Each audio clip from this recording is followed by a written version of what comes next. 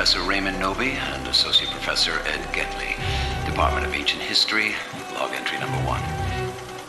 Here at Castle Kandar with my wife Henrietta and daughter Annie, I believe we have made several astounding finds.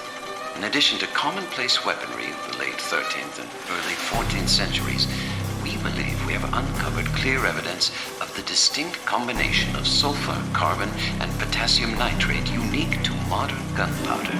Until now, gunpowder was believed to have been in use only in China and the Middle East during this time period.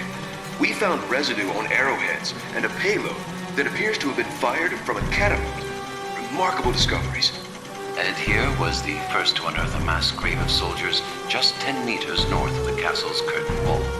Strangely, the soldiers' skeletal remains seem to have been clothed in their armor after death, when decomposition of the skin had already taken place. Spirits and expectations are high, as the four of us plan to explore the castle's rear chamber tomorrow. This is Annie Noby at the ruins of Castle Kandar. My father made an astonishing discovery earlier this week. An ancient volume in surprisingly preserved condition. It is fully illustrated and includes extensive text that we identified as Sumerian. This would place the date of the book's writing sometime between 3100 and 2500 BCE, thousands of years before the construction of the castle itself, and most likely in southern Mesopotamia. Upon further examination, we found that the book was missing several pages. I am happy to report that upon my exploration of a deep pit beneath the ground of the castle courtyard, I located and retrieved all of the missing pages. Tomorrow, I will leave Castle Kandar for the United States, where I will rejoin Ed Getley and my parents to study and translate the book in full. This is Professor Raymond Noby, Department of Ancient History, log entry number 2. I believe I have made a significant find in the Castle of Kandar. Having journeyed there with my wife Henrietta, my daughter Annie, and Associate Professor Ed Getley, it was in the rear chamber of the castle that we stumbled upon something remarkable. Naturum de Monto, the Book of the Dead. My wife and I brought the book to this cabin where I could study it undisturbed. It was here that I began the translations. The book speaks of a spiritual presence, a thing of evil that roams the forests, the dark bowers of man's domain.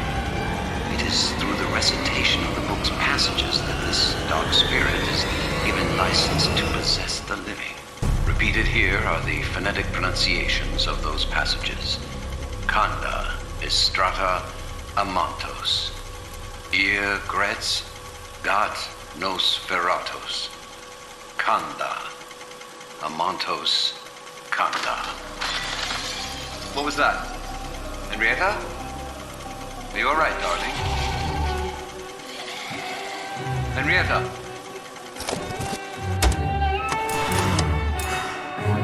I know you're in there, honey.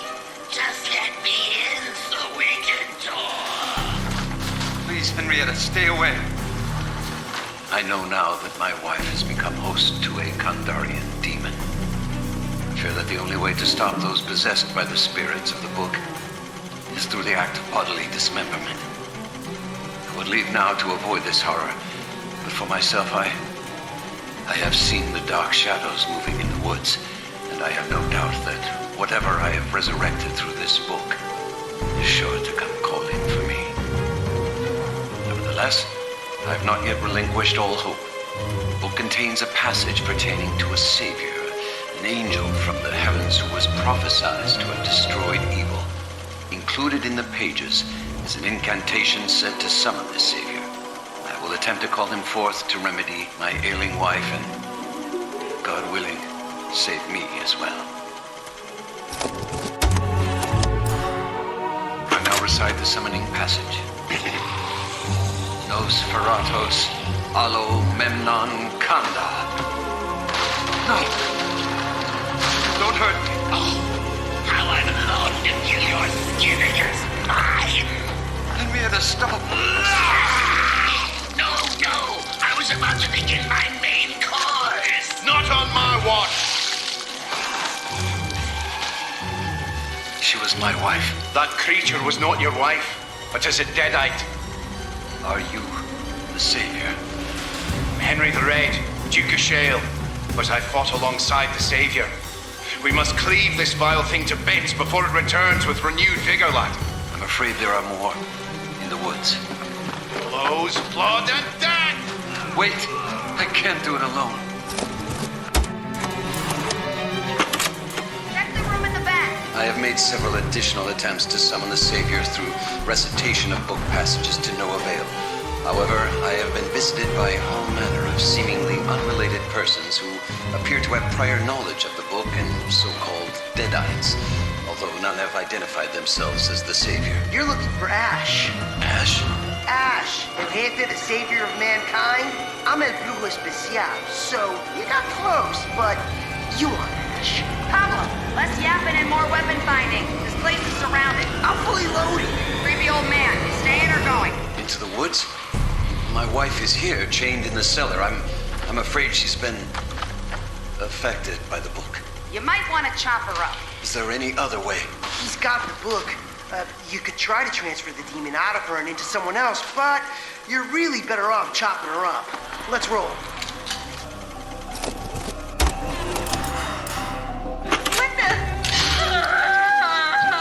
Oh, my dear, I'm so sorry. Does it hurt? Can I offer you some ibuprofen? What? Yes, it freaking hurts! Truly, I can't apologize enough. This really is my only option. Why are you doing this? I have no choice. On my last expedition, I found the Necronomicon. I became obsessed with its power. It called to me, overtook me, so I read from the book and summoned the Kandarian demon. It was magnificent, unlike anything I've ever seen, until it possessed my wife, Henrietta. That's why she's chained up down here. Nothing else worked. Maybe I can find a way to get the demon out of her and into you. Sadir, Sadir, Raymond knows this.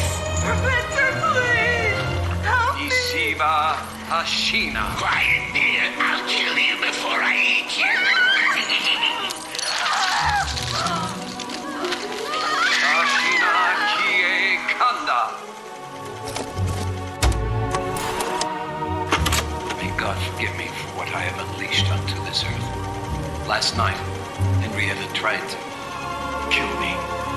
It's now October 1st, 4:33 p.m. Henrietta is dead. I could not bring myself to dismember her corpse, but I dragged her down the steps and I buried her. I buried her in the cellar. God help me. I buried her in the earthen floor of the fruit cellar. I'm going to leave here now while there is still daylight. I will drive to the nearest telephone to warn Annie and Ned not to come here. Annie can never know what became of her mother, or that poor innocent girl in the cellar. I'll never return to this horrid place, and I pray that no one else discovers it. However, as a precaution, I've recorded a guide that utilizes specific passages from the book, and I will leave it behind. Followed, may put an end to this evil presence and return it to the Netherworld.